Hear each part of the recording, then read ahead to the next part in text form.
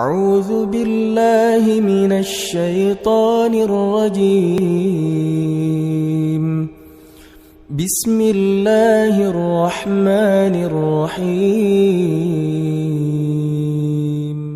الحمد لله الذي أنزل على عبده الكتاب ولم يجعل له عوجا قيما لينذر بأسا شديدا من لدنه